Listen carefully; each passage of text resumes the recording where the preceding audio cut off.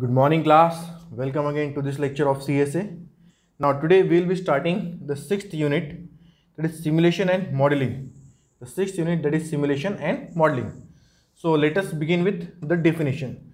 Simulation. What do you mean by simulation? So, simulation, it is a process of creating and analyzing a prototype of a physical model to predict or identify its performance in the real world. That means you are creating and analyzing. That means you are creating a model and then you are analyzing a prototype of a physical model. And why? To predict or identify its performance in the real world. So that is simulation. Now, what do you mean by simulation? The process of creating and analyzing a prototype. That means you are creating a prototype, then you are analyzing that prototype for a particular model which has to be maintained. That means if you have to manufacture something or if you have to make something, then basically before making that thing in the real world, you are making its model and then you are making a prototype or a physical model, and from that you are indicating its performance. That is simulation. Now the definition given for simulation are like this by Oren in 1984 as: to conceive simulation as a special case or more general and conceptually richer paradigm of model-based activities. Model-based activities, that means on a particular model, you are making a particular model, maybe a mathematical, a physical, maybe a mathematical, maybe analytical model, maybe with the use of a particular software or systems, and then you are conceptually, that means with a concept with certain restrictions, you are making that with certain constraints, and then that is called as simulation. The second definition was, it is a process of designing a model of a real system and conducting experiments with this model.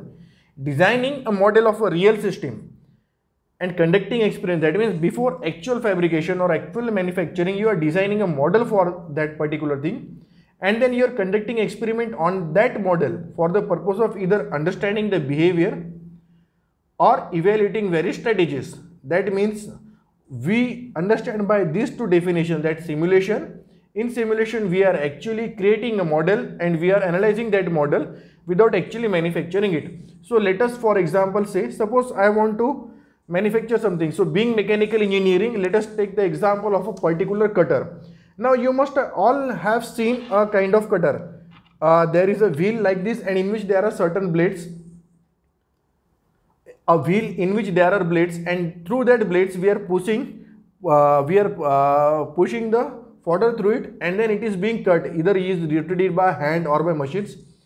In a very simple words, I'll tell you कि जैसे हम वो चारा काटते हैं जो हम जानवरों को देते हैं, तो जैसे एक सपोज हमने रिंग बनाई है और उसको हमने एक हैंडल लगा हुआ है और वो हैंडल हम रोटेट कर रहे हैं, उससे वो रिंग रोटेट हो रही है, उसके अंदर कटर्स है, और वो जो कटर है सपोज ऐसे एक आपका ये है, ये यहाँ पर आपने दो ब्लेड्स लगाए, this kind of two blades, और आप कहीं से कुछ तो भी एक सिस्टम बनाए, यहाँ से आप इसको रोटेट कर रहे हो और इसके बीच में आप वो फॉर्डर प्रेस करते, तो ये क्या होता है, ये जब रोटेट हो रहा तब ये फॉर्डर को कट करते चले जा रहा. या फिर हम एक एग्जांपल ले सकते हैं कि सपोज हमने एक इंजन बनाया, इंजन की प्रोसेस हमको पता है कि वहाँ पर 4 स्ट्रोक्स होते, you must all be knowing those 4 strokes, और उसके बाद में फिर कुछ तो भी एक आइडियल आउटपुट जनरेट होता और उसके बाद में फिर वो पावर ट्रांसमिट होता. या फिर आप ब्रेकिंग सिस्टम की बात कर सकते हो, कोई भी चेन सिस्टम की, तो वो हमने क्या किया, एक्चुअल में अभी उसको मैन्युफैक्चर नहीं किया, उसको बनाया नहीं, हमने क्या किया, सारे फोर्सेस जो उसके ऊपर एक्ट होंगे वो कैलकुलेट किए, उसके बाद में हमने उसके डायमेंशंस कैलकुलेट किए, सबसे पहले वो पर्टिकुलर प्रोसेस का एक ड्राइंग बनाया और वो ड्राइंग पर से फिर हमने डिजाइन बनाया. Now the point is what is the difference between a drawing and a design. तो ड्राइंग में हमने किया कि वो एक्चुअली कैसा दिखेगा ये हमने बताया, और डिजाइन के वक्त हमने सारे कंस्ट्रेंट्स अप्लाई किए. जैसे सपोज फॉरेज कटर है तो उसको एक ब्लेड का, जैसे सपोज एक रिंग है तो वो रिंग का जो आयरन रिंग है उसका मटेरियल क्या होना चाहिए, उसका कंटेंट क्या होना चाहिए, वो मटेरियल की प्रॉपर्टीज़ क्या है, ब्लेड की प्रॉपर्टीज़ क्या है, केमिकल प्रॉपर्टीज़ क्या है, थर्मल प्रॉपर्टीज़ क्या है, उसकी फिजिकल प्रॉपर्टीज़ क्या है. फिर उसके बाद में अगर फॉर्डर को कट करना है तो फॉर्डर को कट करने के लिए आपको कितना फोर्स लगेगा, फिर आपको फोर्स मिल रहा है क्या, उसके बाद में आप उसको रोटेट हैंड से कर रहे हो या फिर आप उसको रोटेट किसी और चीज़ से कर रहे हो, either you are using hydraulic और pneumatic tool, pneumatic pressure to rotate it. तो ये सब कंस्ट्रेंट लगा के फिर हमने सॉफ्टवेयर यूज़ किए, टूल्स यूज़ किए. Being mechanical you can use CATIA, जैसे हमने कटिया यूज़ किया एक ड्राइंग बनाने के लिए, उसको कंस्ट्रेंट लगाए, फिर हमने एनसीएस यूज़ किया उसका एनालिसिस में, और उसमें जो प्रोसेस थी basically it comes under FEA, that is finite element analysis. Then you can use hypermesh or so many various number of softwares.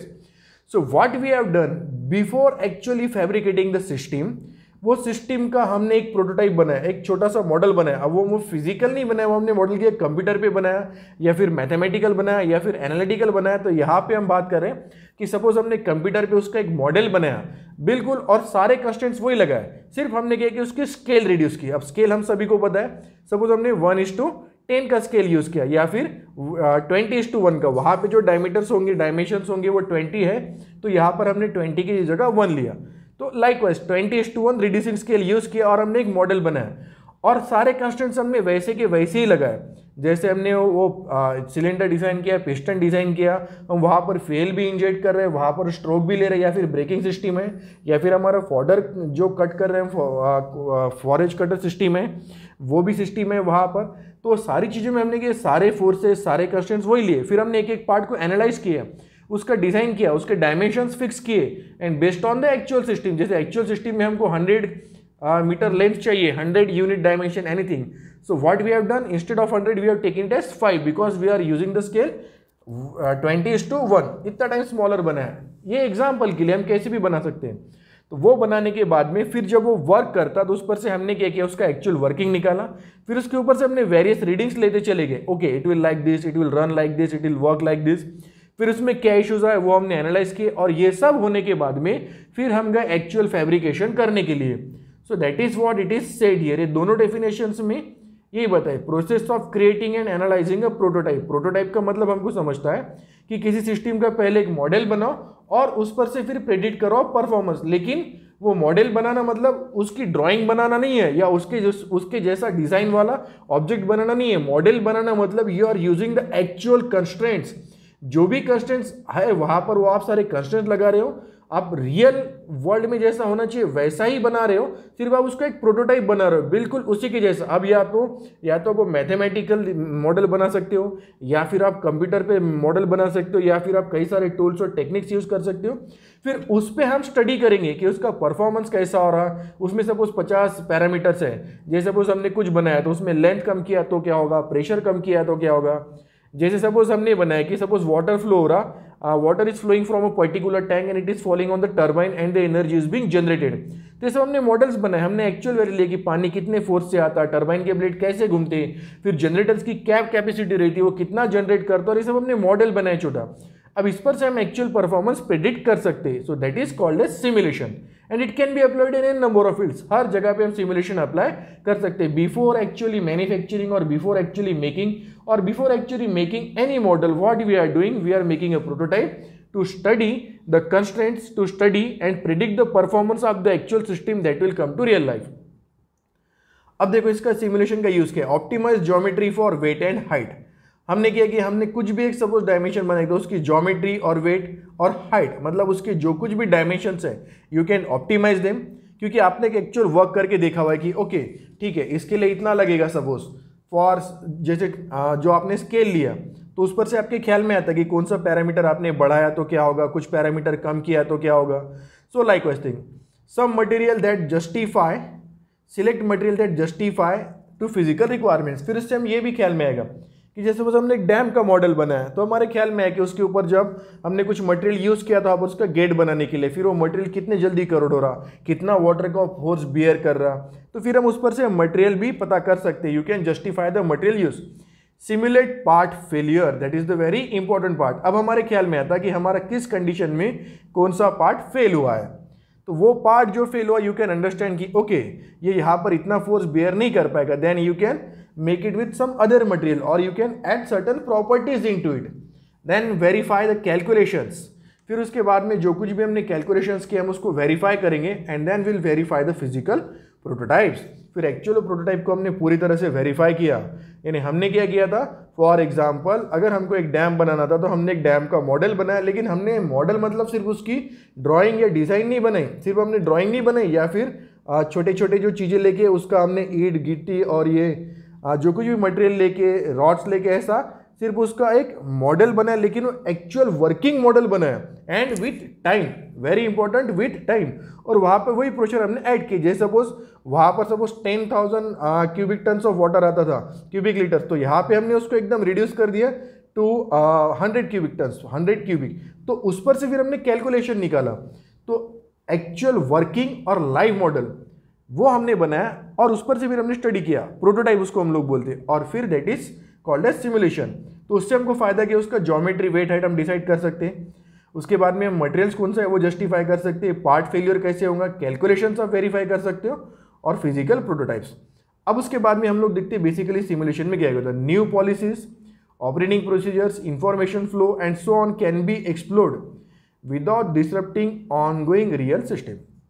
अब सबसे इंपॉर्टेंट पार्ट कि हमने क्या किया, एक जो एक्चुअल सिस्टम शुरू है, अब हमने क्या सोचा कि ये सिस्टम है, हमको कुछ तो भी नया ऐड करना है। अब ये सिस्टम कोई भी हो सकती है, कोई भी सिस्टम हो सकती है, आप सिमुलेशन किसी भी चीज़ का कर सकते हो। And today you can see everything it is been simulated, कि आप ऐसा है कि आराम से किसी भी सिस्टम को ले लो। अब यहाँ पर हम बीइंग मैकेनिकल यानी being talking about the mechanical system, but जैसे आप इलेक्ट्रिकल सिस्टम्स की बात करो कि इलेक्ट्रिक सिस्टम में आपको पावर, वोल्टेज और ऐसा कुछ रिलेशन निकालना है, या फिर you want to understand the distribution of this electricity, वो भी होता है। पावर ट्रांसमिशन का सिस्टम है, वो कैसे होगा, तो आप कहीं पर भी अप्लाई कर सकते हो। तो इसका सबसे इंपॉर्टेंट देखो क्या है कि आपने नई जो पॉलिसी अपनाई या नई प्रोसीजर है, तो इनिशियल जो सिस्टम शुरू है उसको आपने डिस्टर्ब नहीं किया और आप इसके इफेक्ट समझ रहे हो, क्योंकि आपकी एक एक्चुअल सिस्टम ऑलरेडी है। Without disturbing that you can explore the certain operation, you can explore new policies, operating procedures, information and so on can be explored without disrupting the ongoing operation of the real system. New hardware designs, physical layouts, transportation systems can be tested without committing resources for their acquisitions. इसके साथ में देखो, new hardware design, physical layout, transportation systems can be tested without committing, मतलब actual resource ना करते हुए आप new hardware, physical layouts ये सब इससे टेस्ट कर सकते हो। You can easily test all this things because we are making a particular model, उस पर से हम लोग सारी चीज़ें टेस्ट कर सकते हो। एक मैं आपको एक छोटी सी बात बता दूं, ये हो सकता है आपके माइंड में आएगा कि सर एनालिटिकल और मैथमेटिकल मॉडल क्या है, तो कई सारी चीज़ें रहती है जिसका मैथमेटिकल मॉडल बनाकर भी आंसर्स निकाल सकते हैं। बेसिकली इन रिसर्च वर्क, जैसे सपोज आपको एक थर्मोडायनेमिक्स का एक टेम्परेचर का कोई फ्लो है कि वहाँ पे आपको हीट, मास और इसका कोई एक इक्वेशन है, heat flow then particular properties, तो उसका हीट मास एनर्जी बैलेंस से कुछ एक इक्वेशन है, तो आपको प्रोसेस के पैरामीटर्स पता है, इनपुट आपने क्या दिया, आउटपुट आपको क्या मिला, उसके ऊपर से आप एक मैथमेटिकल मॉडल भी बना सकते हो। So that is also simulation part. But हम basically simulation what we consider that we create a certain thing with the use of particular tools and software.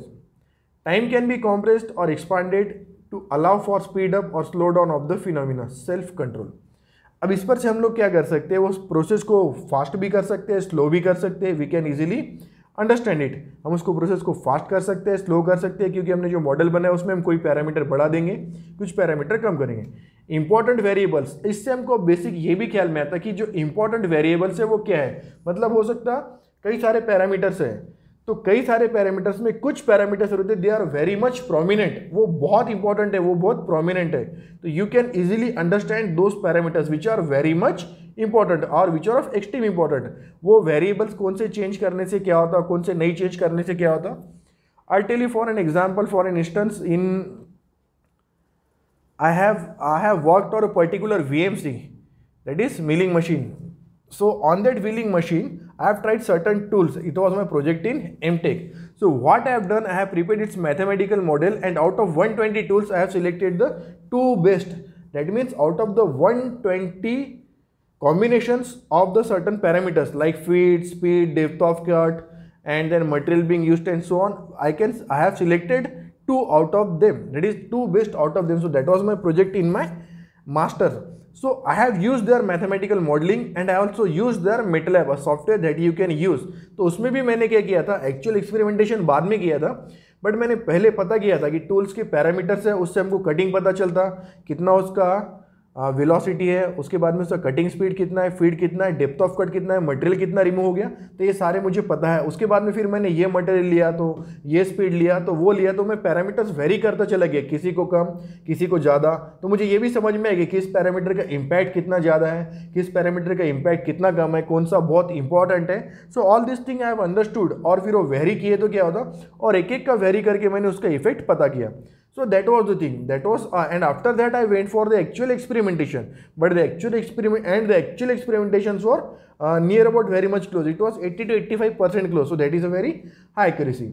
Bottleneck analysis can be performed to discover where work process the system is delayed.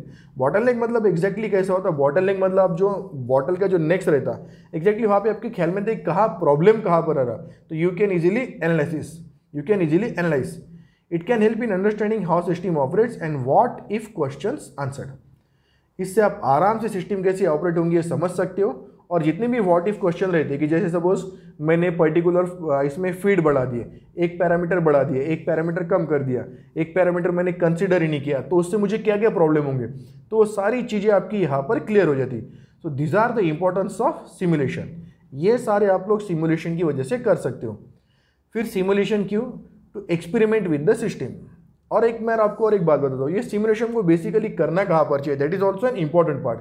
It basically जहाँ पर आपको logic से, common sense से, natural process से, using certain tools like Excel से, graphs, ये सारी चीज़ें यूज़ करके जो कुछ भी आपके एनालिटिकल और स्टैटिस्टिकल टूल्स है, एनालिटिकल और स्टैटिस्टिकल टूल मतलब आप बहुत सारा डाटा ले रहे हो, उसको कंबाइन कर रहे हो और उस पर से कुछ आउटपुट निकाल रहे हो, तो that is called as statistics. तो आपके एनालिटिकल टूल, स्टैटिस्टिकल टूल जहाँ पे वर्क नहीं हो पा रहा है, जहाँ पे आपके पास में कोई लॉजिक या कॉमन सेंस काम नहीं करता, तो वहाँ पर उसके बाद में कई जगह पे ऐसा होता है कि हमारे पास काफ़ी डाटा अवेलेबल है, तो there you are going to use this systems. वहीं पे हमको सिमुलेशन यूज करना है। और कहाँ कहाँ पे नहीं करना है, जहाँ पे सपोज आप एक्चुअल एक्सपेरिमेंट कर सकते हो, वो इतना कॉस्टली नहीं है। अगर आप प्रोटोटाइप बनाओगे और फिर उस पर एक्सपेरिमेंट करोगे, फिर रिजल्ट्स कैलकुलेट करोगे, तो that will be A costlier affair. So what, जहाँ पर आपको एक्चुअल मैन्युफैक्चरिंग या एक्चुअल मॉडल बनाना या फिर रियल लाइफ में उसको करना सस्ता पड़ेगा, rather than going for this simulation, तो वहाँ पर आप सिमुलेशन नहीं करोगे।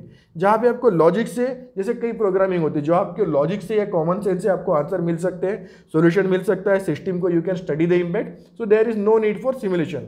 मोर इंपॉर्टेंटली कि जब हम सिमुलेशन करते हैं तो we have certain kinds of assumptions, तो जहाँ पे आपके पास स्पेसिफिक ऐसे अजम्पशंस कुछ नहीं है या आपके पास प्रीवियस डेटा कुछ नहीं है, तो ऐसी जगह पे भी हम लोग सिमुलेशन नहीं कर पाएंगे, right. So these are the things where you cannot go for simulation. Other than this, जहाँ जहाँ पे आप चाह सकते हो, जहाँ पे आपके पास डेटा अवेलेबल है, आपके पास टाइम अवेलेबल है, रिसर्च अवेलेबल है, and you have and the cost oriented, it is economic, वो कॉस्ट आपके उसमें जस्टिफाई हो जाती है। So there you can go for this particular kind of thing, that is simulation. Can stimulate without having to build the real system. देखो आपने actual system बनाई नहीं, pay for the operation of the real system, wait for system to be in time, model all trivial aspects, that is easier, cheaper and faster. Simulation क्यों? System के साथ experiment करने के लिए। क्यों सिस्टम के साथ एक्सपेरिमेंट करना है? क्योंकि एक्चुअल बनाना और अगर वो गलत हो गया तो बहुत महंगा पड़ जाएगा, तो हम इतना रिस्क नहीं ले सकते, इतना पैसा नहीं है, इतना टाइम नहीं दे सकते, इतना रिसोर्स नहीं दे सकते।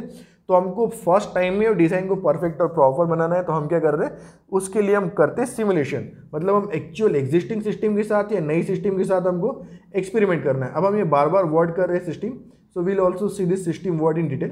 Then can simulate without having to build the real system. आपको एक्चुअल सिस्टम बनाना ही नहीं है। Without building the actual system you can go for the simulation. आपने एक्चुअल सिस्टम यहाँ पर बनाना ही नहीं है। Pay for the operation of the real system. अब ये बनाने के बाद में आपको रियल सिस्टम की ज़रूरत नहीं है फिलहाल, तो आपको उसके लिए पे करने की ज़रूरत नहीं है। दैट मीन्स कि why simulation, because you have to pay for the operation of real system.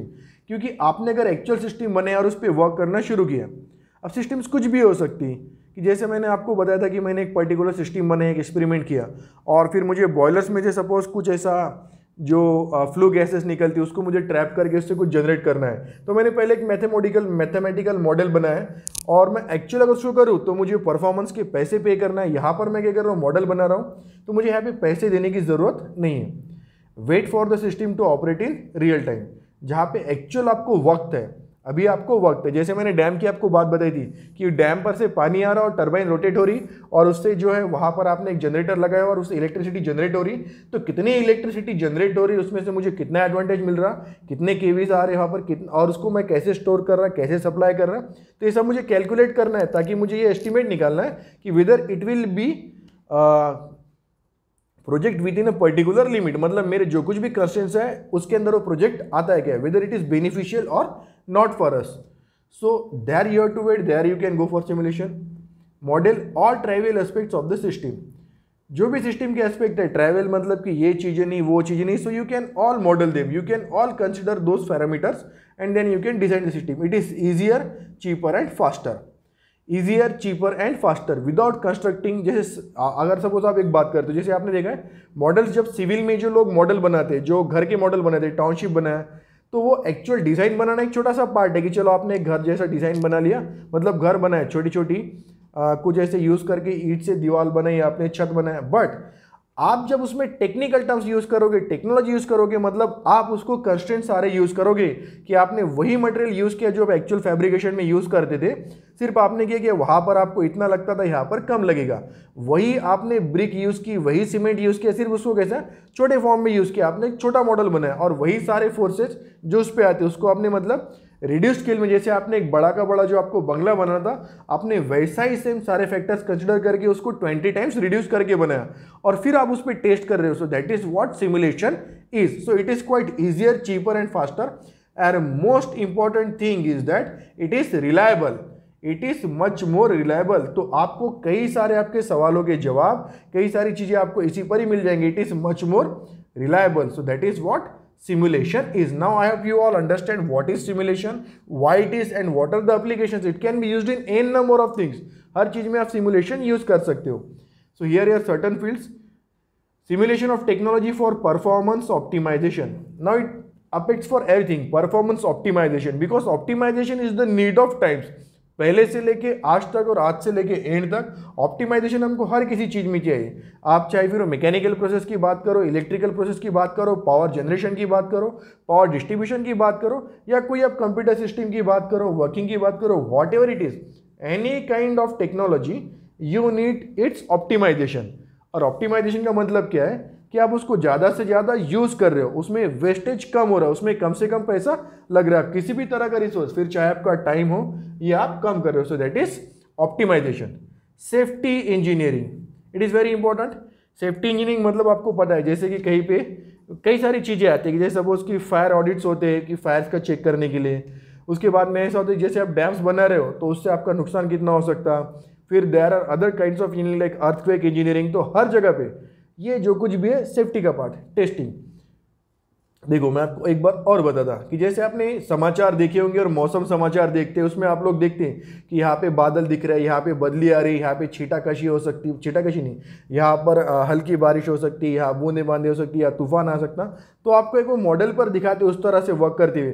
तो वो उन्होंने ड्राइंग बना के नहीं दिखाया, उन्होंने सारे पैरामीटर्स कंसिडर किए कि विंड की डायरेक्शन कौन से, ईस्टर्लीज है, वेस्टर्लीज है, मानसून कहाँ पर अटका हुआ है, उसके बाद में अर्थ की कंडीशन कैसी है, what is the condition of the core of the earth, उसका कुछ मूवमेंट है क्या, उससे कुछ इंपैक्ट होगा क्या, सी का क्या फैक्टर है. तो ऐसी कई सारी चीजें, sea level, high tide, low tide क्या होते हैं, इनके सारे इंपैक्ट्स एंड एवरीथिंग वो कंसिडर करके फिर आपको एक डायग्रामेटिक वे में वो आपको एक्सप्लेन कर सकते. तो that was simulation. Then testing of anything, then training, then education. It is very important part कि एजुकेशन मतलब आपको और किसी चीज़ के बारे में समझाना है लोगों को, तो आप बड़ी की बड़ी बिल्डिंग दिखा के एक एक रूम के बारे में नहीं समझेंगे. आप छोटा डैम का मॉडल बनाओगे, लेकिन वर्किंग मॉडल. अब सबसे मेन पार्ट क्या होता है इसमें, time is very important factor. जैसे कुछ चीज़ें स्टैटिक रहती है, कुछ डायनामिक रहती है. स्टैटिक मतलब जो टाइम के साथ कंसर्न नहीं है उसका, लेकिन हम क्या बात करते हैं यहाँ पे डायनामिक की. डायनामिक मतलब जहाँ पे टाइम आ गया कि ठीक है 5 मिनट में इतना हो गया, 10 मिनट में इतना होगा, तो हम टाइम के साथ उसको जज कर रहे हैं. जैसे हमने डैम पर से इलेक्ट्रिसिटी जनरेट करने की जो बात करी, तो उसमें हम लोग देख रहे कि ओके 10 मिनट्स में इतने इतने जो हमारे हमने जो टरबाइन बनाई थी, छोटी टरबाइन जो मैंने जनरेटर लगाया था छोटा, उसके बाद में इस फोर्स से पानी डाला था, उससे इतना इलेक्ट्रिसिटी जनरेट हुआ विद इन 1 आवर. तो उससे 10 आवर्स में कितना होगा, 20 आवर्स में कितना, तो जहाँ पर टाइम कंसिडर हो रहा. So that is very important part. Video games, nothing new to you. Entertainment, अब entertainment तो ऐसा है कि you know a lot, much more than mean then health care में भी क्या है कि before actually performing something, it is very important कि before actually performing something they simulate it, वो स्टडी करते कि ओके कि ठीक है इस तरह से हो सकता, इस तरह से हो सकता, considering all the values, and that is very much important. ये हेल्थ केयर मैं आपको बता रहा हूँ कि it has application everywhere, it has numerous application, you name the field and there is an application of simulation. Even if you are money we can, जैसे हम ये किचन के लिए एक सिमुलेशन सिस्टम बना सकते हैं कि what are the forces acting, what is, जैसे फिर और भी मैं आपको बताऊँ, जैसे इन्वेंट्री ऑर्डरिंग के लिए आप कर सकते हो। So there are so many applications, scientific modeling of nature system और ह्यूमन सिस्टम्स। नाउ इसका एक और मैं आपको चीज़ बताता हूँ कि सिमुलेशन कहाँ पर है, जहाँ पे बहुत ज़्यादा कॉम्प्लेक्स सिस्टम है, यानी बहुत ज़्यादा कॉम्प्लेक्स मतलब जहाँ पर आपको बहुत ही खतरनाक आर्टिफिशियल इंटेलिजेंस यूज़ करना है और वो शायद थोड़ा आपको महंगा जाएगा या हो नहीं पाएगा, तो वहाँ पर आप सिमुलेशन नहीं यूज़ कर सकते हो।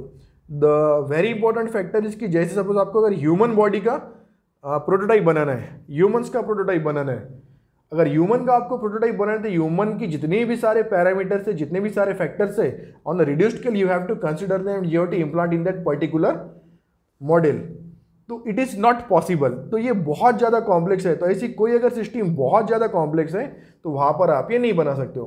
अगर आप बात करते हो सपोज एरोप्लेन आपको बनाना है, फाइटर प्लेन्स बनाना है, तो there you can produce a model, a prototype, आप उस पर से सारे पैरामीटर्स वर्क करते हो, चेक करते हो, and if it is all goes well then you go for the production. So that is a very important part simulation. Simulation में क्या होता है, आपका एक्चुअली सबसे पहले आपने कंसेप्ट देखा, उसके बाद में आपने उसका ड्राइंग बनाया, फिर आपने डिज़ाइन किया। डिज़ाइन किया मतलब वो ड्राइंग में जो भी एक एक पार्ट है उस पर कितने फोर्स एक्टर है, उसके डायमेंशंस क्या रहेंगे, उसका मटेरियल कितना रहेगा, उसकी chemical properties, physical properties, thermal properties, कितने फोर्सेस एक्ट हो रहे, कितनी हीट एक्ट हो रही, वो सब हिसाब से कैलकुलेट करके आपने एक एक पार्ट डिज़ाइन किया, उसको आपने असेंबल किया, तो ये हो गया आपका डिज़ाइन का part. And you know different kinds of forces acting, compressive, tensile, thrust, buckling, you know all this kind of things. और उसके बाद में फिर वो डिज़ाइन करने के बाद में आपने उसको सिमुलेट किया, आपने सारे पैरामीटर्स उसके अंदर अप्लाई किए और उसको वर्किंग कंडीशन में देखा वर्क करके इन अ कंट्रोल्ड एनवायरनमेंट, और वहाँ पर से फिर आपने उस सिस्टम का स्टडी किया। So that is all about this particular thing, simulation. Next इसमें हम लोग देखेंगे what do you mean by system models and other things. So see you in the next class, till then thank you class, good day, Jai Hind.